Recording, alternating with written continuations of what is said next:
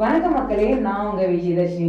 இன்னைக்கு ஒரு சூப்பரான டாபிக் பேச தான் உங்ககிட்ட வந்திருக்கேன். இன்னைக்கு நம்ம நாட்டையே பேசும் பொருளா ஆக்க வச்சுட்டு இருக்கிற ஒரு விஷயம் என்ன அப்படின்னு பாத்தீங்கன்னா, இப்போ நடக்க போற பாராளுமன்ற தேர்தல். அந்த தேர்தல் பத்தின நமக்கு தெரியாத பல விஷயங்கள் பத்தியும் இன்னைக்கு நம்ம கிட்ட ஷேர் பண்றதுக்காக சமூக ஆர்வலர் மிஸ்டர் தாமோதரன் அவர்கள். வணக்கம் சார். வணக்கம். நீங்க வந்தது எங்களுக்கு ரொம்ப பெருமையா இருக்கு. நிறைய கேள்விகளோட இன்னைக்கு இந்த எபிசோட ஆரம்பிக்கிறேன் சார். ஸோ நம்மள பல பேருக்கு அரசியல்னா என்ன, ஓட்டு போடுவோம், யாராவது 5 வருஷம் நம்ம ஆளுவாங்க, அதுக்கப்புறம் திருப்பி எலெக்ஷன் வரும், மறுபடியும் ஓட்டு போடுவோம், அவ்வளோதான். ஆனால் நம்ம பல பேருக்கு ஒரு அவேர்னஸே கிடையாது. எப்படி அரசியலுங்கிற ஒரு விஷயம் வந்தது, எப்படி நம்ம எவால்வ் ஆகி வந்தோம் அப்படிங்கிறத ப்ளீஸ் நீங்கள் சொன்னீங்கன்னா நல்லாயிருக்கும். நேயர்களுக்கு வணக்கம்.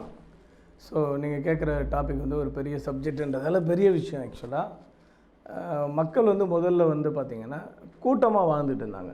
ஸோ அவங்க கூட்டமாக வாழ்ந்துட்டு இருந்தாங்க எப்படின்னா, ஒரு அந்த காட்டு பகுதிகளில் நார்மலாக மக்கள் கூட்டமாக வாழும்போது கூட்டத்தில் ஒருத்தர் தலைவராக தேர்ந்தெடுத்து அந்த கூட்டத்துக்கு அவர் பாதுகாவலராகவும் அந்த கூட்டத்துக்கு தேவையான விஷயங்களை செய்யக்கூடியவராகவும் அவர் தலைவராக தேர்ந்தெடுத்து அப்படி கூட்டமாக தான் நம்ம மக்கள் கூட்டமாக தான் வாழ்வாங்க ஆக்சுவலாக பல ஆண்டுகளுக்கு முன்னாடி. அதுக்கப்புறம் பார்த்திங்கன்னா அதில் உடல் பலம் பொருந்தியவர் அவர் தான் அந்த தலைவர் ஆகிறதுக்கான தகுதியை உடல் பலம் தான் நிர்ணயம் பண்ணோம் அவங்களுக்கு. ஸோ அப்படி உடல் பலம் பொருந்தியவரை தலைவராக தேர்ந்தெடுக்கிற முறை வந்தது. அதுக்கப்புறம் அவங்கள ராஜாவாக்குனாங்க. பல கூட்டங்கள் ஒன்று சேரும்போது அது மாகாணங்களாகவும் மாநிலங்களாகவும் மாறும்போது ராஜாக்கள் தேர்ந்தெடுக்கப்பட்டாங்க. ஸோ இப்படி ராஜாக்களாக தேர்ந்தெடுக்கப்பட்டவங்க ஒரு குறிப்பிட்ட காலகட்டத்துக்கு அப்புறம் ஒரு ஒரு ஒரு மிகப்பெரிய மாகாணத்தை அதிகாரத்துக்கு கீழே கொண்டு வரவர் சர்வாதிகாரியாக ஆக்கப்பட்டாங்க. இது என்ன அரசியல் ஏன் இப்போ பார்த்திங்கன்னா இப்போ இருக்கக்கூடிய ஜனநாயக முறை தேர்தல், இதுதான் அரசியலோட ஒரு முக்கிய கரு. ஜனநாயக முறை தேர்தல் வந்ததுனால தான் இப்போ மக்களால் தேர்ந்தெடுக்கப்பட்ட பிரதிநிதிகள் உருவாகிறாங்க. ஸோ சர்வாதிகார முறையில் நீங்கள் மக்கள் தேர்ந்தெடுக்க தேவையில்லை. அதிபராக ஒருத்தர் இருப்பார், அவரோட மகனோ பிள்ளையோ பேரனோ இவங்களே சர்வாதிகாரியாக அடுத்த அதிகாரியாக வந்துடுவாங்க. அவங்களோட ஆட்சியின் கீழே மக்கள் வாழ்வாங்க. மக்களோட தேவைகள் என்னன்றதை அவங்க நிவர்த்தி பண்ண மாட்டாங்க. ஸோ அவங்களோட தேவைகளுக்கு போக மக்களை பயன்படுத்திப்பாங்க. ஸோ இந்த ஜனநாயக முறையில் என்னென்னா அனைத்துமே மக்களோட தேவைகளை நிவர்த்தி பண்ணுற விஷயங்கள் என்னென்ன இருக்குது. இப்போ ஒவ்வொரு கட்சியும் நீங்கள் பார்த்தீங்கன்னா தேர்தல் அறிக்கை விடுறாங்க.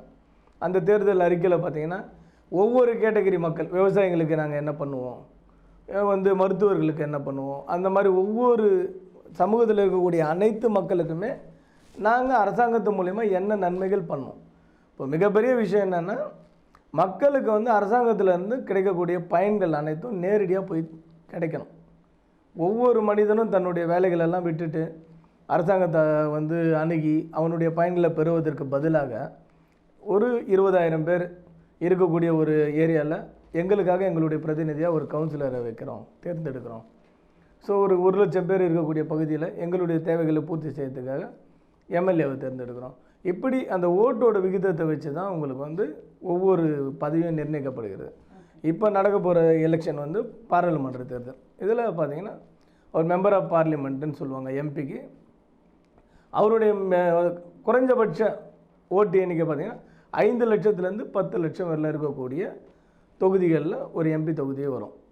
ஸோ அந்த 10 லட்சம் மக்களுடைய தேவைகளை முழுமையாக நிவர்த்தி பண்ணக்கூடியவர் தான் பாராளுமன்ற மெம்பர். ஸோ ஜனநாயக முறையில் ஒருத்தர் தேர்ந்தெடுக்கும் போது என்ன ஆகுதுன்னா அவங்க முழுக்க மக்களோட பிரச்சனையை தெரிஞ்சவங்களாக இருக்கணும், மக்களோட பிரச்சனையை பேசக்கூடியவங்களாக இருக்கணும். அப்போது அந்த ஒவ்வொரு ஏரியாவிலேருந்து ஒவ்வொருத்தர் தேர்ந்தெடுக்கும் போது அந்த ஏரியாவில் இருக்கக்கூடிய மொத்த பிரச்சனைகளும் இன்றைக்கி நடக்கிற பிரச்சனைகள் என்ன மக்களுக்கு தேவை, ஒரு சாதாரண ஒரு சாலை வசதியை முதல் கொண்டு அத்தியாவசிய தேவையான தண்ணீர், பால், எல்லா விஷயமும் அவங்களுடைய வீட்டு வசதிகள், இப்போ இன்றைக்கி எல்லா விஷயங்களையும் தீர்க்கக்கூடிய ஒருத்தர் தான் மக்களோட பிரதிநிதியாக தேர்ந்தெடுக்கும். ஸோ இந்த அரசியல் எப்படி வந்ததுன்னா, அரசியல் என்ற வார்த்தை, ஸோ ஜனநாயகமும் அரசியலும் ஒரு பின்னி பிணைஞ்ச ஒரு விஷயம். அதையும் நம்ம பிரிக்க முடியாது. ஸோ மக்களால் தேர்ந்தெடுக்கப்பட்ட ஒருத்தர் தலைவராக வரும்போது தான் மக்களுக்கு தேவையான விஷயங்கள் அனைத்தும் நிறைவேறும்ன்றதுனால மக்கள் ஜனநாயக முறையை பின்பற்றுறோம். இதில் என்னென்னா நம்ம நாட்டில் இந்தியாவில் பார்த்திங்கன்னா 5 ஆண்டுகளுக்கு ஒரு முறை தேர்தல். ஒருவர் நல்ல தலைவராக இருந்தாலும் சரி, கெட்ட தலைவராக இருந்தாலும் அவரை மறுபடியும் மக்களை சந்திக்க வைக்கணும், மக்கள் திரும்ப அவரை தேர்ந்தெடுக்கணும், திரும்பவும் அவர் அந்த பதவிக்கு வரணும். எதுக்காகனா, ஒருவேளை ஒரு கெட்ட தலைவர் அந்த பதவிக்கு வந்துட்டாங்கன்னா அவரோட காலகட்டத்தை வந்து 5 ஆண்டுகளில் நிர்ணயம் பண்ணி வெளியே அனுப்பணுன்ற ஒரு கட்டாயத்துக்காக தான் இந்திய அரசியலமைப்பு சட்டம் எழுதும்போது 5 ஆண்டுகளுக்கு ஒரு முறை தேர்தல்னு எழுதிட்டாங்க. ஸோ இதுதான் வந்து அரசியல். சார் ரொம்ப நல்லா அரசியல்லாம் யார் எப்படி எலெக்ஷன் வந்தது, மன்னராட்சியிலேருந்து இப்போ எப்படி வந்து மக்களாட்சி வந்ததுங்கிற வரைக்கும் டீட்டெயிலாக எக்ஸ்பிளைன் பண்ணிட்டீங்க. இப்போ வந்து நெக்ஸ்ட் ஒரு முக்கியமான ஒரு செக்மெண்ட்டுக்குள்ளே வரும், ஓட்டுரிமை. அந்த ஓட்டுரிமை நமக்கு எப்படி கிடைச்சது, அதை நம்ம எப்படி வந்து பயன்படுத்திக்கிறோம்? முடிவெடுக்கும் திறமை அப்படின்றது வந்து ஒரு 18 வயசான ஒரு ஆணோ பெண்ணோ, அவங்க ஒரு 18 வயசு நிரம்பினவங்களால முடிவெடுக்க முடியும் அப்படின்ற ஒரு இப்போ சட்டம் வந்து எங்கேருந்து வந்துன்னா பார்த்தீங்கன்னா மக்கள் பயன்பாட்டிலேருந்து தான் சட்டம் உருவாச்சு. ஸோ சட்டம் எழுதும் போது மக்கள் எதெல்லாம் பயன்படுத்திகிட்டு இருக்காங்களோ அதை தான் சட்டமாக்குனாங்க. சட்டன்றது புதுசாக எதையும் உருவாக்கலை. ஸோ முதல்ல வந்து சட்டத்திட்டங்களில் பார்த்தீங்கன்னா நம்மளோட பாரம்பரியமாகவே ஒரு மனிதன் வந்து ஆணோ பெண்ணோ ஒரு 18 வயசு நிரம்பினவங்க தான் ஒரு முடிவு வந்து தெளிவாக எடுக்க முடியும்னு காலகட்டமாக இருந்ததை தான் சட்டத்தில் எடுத்துகிட்டு வரும்போது 18 வயசு நிரம்பினவங்களால் தெளிவான முடிவு எடுக்க முடியும்னா அவங்களுடைய தலைவனை அவங்களால தேர்ந்தெடுக்க முடியும். ஸோ நல்ல தலைவனை தேர்ந்தெடுக்கக்கூடிய வயது 18 வயது. ஸோ ஓட்டுரிமை, இந்த ஓட்டுரிமையோட ஆக்சுவலாக வந்து நம்ம நாட்டில் இந்தியாவில் வந்து பார்த்திங்கன்னா ஓட்டுரிமைன்றது வந்து ஒரு மிகப்பெரிய கடவுளோட வரம் மாதிரி.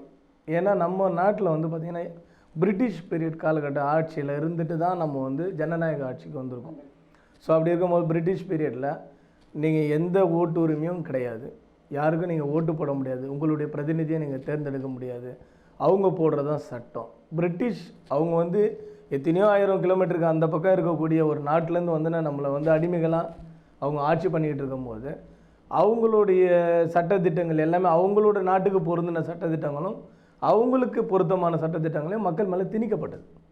ஸோ வரி முதல் கொண்டு எல்லா விஷயமும் மக்கள் நன்மையாக இருப்பாங்க, நல்லா இருப்பாங்களா, மக்களுக்கு இது தேவையா, மக்களுக்கு இது சரியாகுமா, அப்படி பார்த்து சட்டத்திட்டங்கள் போடுறா. பிரிட்டிஷ் அரசாங்கத்துக்கு எது நன்மையாக இருக்கும், அவங்களுக்கு எது லாபமாக இருக்கும், இப்படி முடிவு பண்ணி தான் ஒவ்வொரு சட்டங்களும் இயற்றப்பட்டது.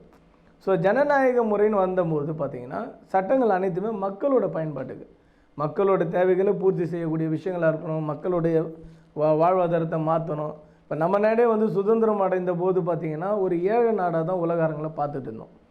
இன்றைக்கி வந்து பார்த்திங்கன்னா ஏழை நாடு, வளரும் நாடு, அதை வளர்ந்த நாடு அந்த கட்டத்துக்கு போயிடும், வல்லரசாக போகிற சூழ்நிலைக்கு வந்திருக்கும். இது எதனாலனா இது ஜனநாயக முறைப்படி தேர்தல் நடக்கிறதுனால தான் இந்த விஷயம் நடந்திருக்கு. ஸோ ஏன்னா ஒவ்வொரு 5 ஆண்டுக்கு ஒரு முறையும் நம்ம வந்து ஒவ்வொரு திட்டங்களையும் வந்து அவங்க முடிவு பண்ணும்போது மக்களுக்கான பயன்பாடுகளை நம்மக்கிட்ட சொல்கிறாங்க. இப்போ வாக்குரிமை இருக்கிற ஒவ்வொருத்தரும் செய்ய வேண்டிய விஷயம் என்னன்னு பார்த்தோம்னா, இந்த தலைவர் ஒவ்வொரு தொகுதியிலையுமே நீங்கள் ஒரு தலைவரை தேர்ந்தெடுக்க போகிறாங்க. ஏன்னா இந்த வருஷம்தான் வந்து தேர்தல் ஆணையம் சொல்லியிருக்காங்க, முதல் முறை வாக்கு பதிவு செய்ய போகிற இளைஞர்கள் ஆண் பெண் இருவரும் சேர்ந்து புது வாக்கு போட போகிறாங்க. வாக்குரிமை அவங்களுக்கு வாக்குரிமை வந்திருக்கு. ஸோ அவங்களுக்கு என்ன புரிய வைக்கணும்னா, இந்த சமுதாயமோ இல்லை பெற்றோரோ, இது வந்து கடவுளோட வரம் இது வாக்குரிமைன்றது. ஏன்னா என் தொகுதியில் என் பிரச்சனையை தெரிஞ்ச ஒருத்தரை நான் தேர்ந்தெடுத்து பாராளுமன்றத்துக்கு அனுப்ப முடியும். இங்கேருந்து இருக்கக்கூடிய டெல்லியில் இருக்கக்கூடிய பாராளுமன்றத்துக்கு என் தொகுதியிலேருந்து ஒருத்தரை நான் அனுப்ப முடியும். ஏன் பகுதி பிரச்சனையை நான் பேச முடியும், என் பகுதிக்கு தேவையான நிதியை ஒதுக்க வைக்க முடியும். இது வந்து ஒரு பெரிய விஷயம். நான் நல்ல ரோடை பயன்படுத்தணும், நல்ல தண்ணியை குடிக்கணும், நல்ல வீட்டில் வாழணுன்றதை நான் முடிவு பண்ணேன்னா என்னோடய பகுதியிலேருந்து ஒரு நல்ல தலைவனை நான் தேர்ந்தெடுத்து அனுப்பணும். இதை வந்து ஒவ்வொருத்தரும் முடிவு பண்ணி ஓட்டு போடணும். இதுதான் ஓட்டு உரிமை. அவங்க ஓட்டு உரிமைன்றது வந்து ஒரு சாதாரணமாக நினச்சிக்கிறாங்க. அந்த உரிமை நம்ம எந்த ஒரு விஷயமும் ஒரு மனிதன் வந்து பார்த்திங்கன்னா எங்கே வேணாலும் வெளியே போப்பாவா அப்படின்னு சொல்லும் போது எங்கேயுமே போக மாட்டான், வீட்டுக்குள்ளே உட்காந்துருவான். நீ 1 மணி நேரம் நீ இந்த ரூமை விட்டு வெளியே போகக்கூடாதுன்னு சொல்லிட்டான், மனுஷனுக்கு அடுத்த நிமிஷமே வெளியே போகணுன்ற எண்ணம் தோணும். ஸோ ஒரு விஷயம் சுதந்திரம் இல்லைன்னும் போது தான் அந்த சுதந்திரத்தோட அருமை தெரியும். இன்றைக்கி சுதந்திரம் கையில் வந்துருச்சு, 75 ஆண்டு தாண்டி வந்துட்டோம். ஸோ மக்களுக்கு வந்து சுதந்திரத்தோட அருமை தெரியல. அந்த சுதந்திரத்தோட ஆணி வேறு தான் ஓட்டுரிமை. இந்த ஓட்டுரிமையை வச்சு தான் இன்றைக்கி வந்து ஜனநாயக இயந்திரம் இயங்கிக்கிட்டு இருக்குது. ஸோ இது ஒரு மிகப்பெரிய விஷயம். அனைவருக்கும் இது புரியணும். ஓட்டுரிமையை முறையாக பயன்படுத்தணும் மக்கள். சரி, நீங்க ஓட்டுரிமையை பத்தியும் ரொம்ப நல்லா சொல்லிட்டீங்க. இப்போ என்ன மாதிரி நான் வந்து எனக்கு இது ஒரு 2வது டைம் ஓட் போறேன்னு வச்சுக்கோங்க. நீங்க சொன்னீங்க ஃபர்ஸ்ட் டைம் ஓட்டர்ஸ் நிறைய பேர் இருக்காங்க. ஒரு 4 விஷயம் இதை பார்த்து இதை தெரிஞ்சுட்டு ஓட் போடுங்க அப்படின்ட்டு நீங்க நம்ம புதுசா ஓட் போடுறவங்க கிட்ட சொல்லணும்னா எந்த 4 விஷயத்த சொல்லுவீங்க? இல்லை, முக்கியமாக நீங்கள் ஓட்டு போடுறவங்க 4 விஷயம்னு நீங்கள் கேட்டுட்டீங்க. நிறைய கூட இருக்குது ஆக்சுவலாக. ஏன்னா ஓட்டு போடுறீங்க, 5 ஆண்டுக்கு உங்களுக்கான தேவைகளை பூர்த்தி செய்யறதுக்காக ஒருத்தரை நீங்கள் தேர்வு பண்ணி அனுப்ப போகிறீங்க. ஸோ ஒரு சாதாரணமாக ஒரு விஷயம், ஒரு சின்ன ஏதோ ஒரு துணி கடைக்கு போனால் கூட, அது ஆண்களாக இருக்கட்டும் பெண்களாக இருக்கட்டும், கிட்டத்தட்ட 5 மணி நேரம் 6 மணி நேரம் அதுக்காக ஸ்பெண்ட் பண்ணி, கட்டாயமாக உங்களுக்கு தெரியும் துணி எடுத்துகிட்டு வந்தோன்னு ஒரு கட்டத்தில் துணி கிழிஞ்சிடும், திருப்பி இதே கடைக்கு வருவோன்னு தெரிஞ்சாலும் அதிகமாக டைம் ஸ்பெண்ட் பண்ணி ஒரு துணி எடுக்கிறதுக்கோ சின்ன சின்ன பொருள் வாங்குறதுக்கு டைம் பண்ணுவாங்க. நம்மளோட 5 ஆண்டு தேவைகள், ஏன்னா இவங்களுக்கு தேவைகள் என்னன்றது மக்களுக்கு புரியல.